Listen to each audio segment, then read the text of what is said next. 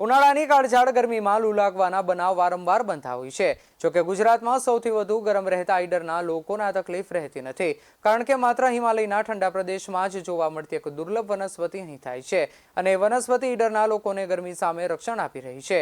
ધગધગતી ગરમીમાં ઈડરના લોકોને જે વનસ્પતિ ઠંડકનો અહેસાસ આપી રહી છે તે છે ઈડરિયા ગઢ પર આવેલા કુંડમાં થતી ટાઢોળી નામની વનસ્પતિ।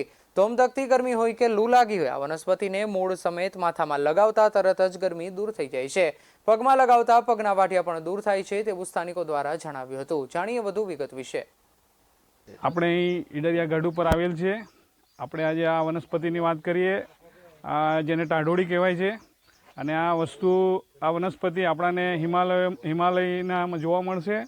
અને આ ઈડરિયા ગઢ ઉપર વેણી વછરાજનો કંડ છે, એની અંદર આ વનસ્પતિ આપણને જોવા મળે છે। આ વનસ્પતિ ફક્ત ગરમીમાં જ ઉપલબ્ધ છે અને આ વનસ્પતિથી આપણી ત્વચામાં જે ગરમીના રોગ હોય અને આપણી જે માથામાં ગરમી ચડી ગઈ હોય એને માથે મૂકવાથી આપણાને ખૂબ જ રાહત આપે છે। ત્વચા રોગમાં આપણાને લાભદાયક છે।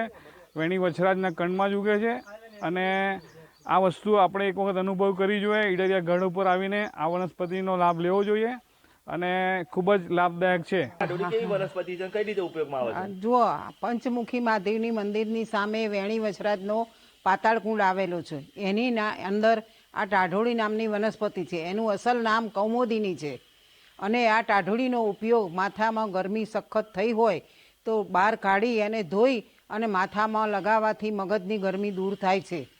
આ વનસ્પતિ ક્યાં ક્યાં જોવા મળે છે? આ વનસ્પતિ ફક્ત હિમાલયમાં ને અહીંયા થાય, બીજા પાણીમાં ક્યાંય આ વનસ્પતિ થતી નથી। BS19 ન્યૂઝ સાથે હું મંગરાવલ, સાબરકાંઠા।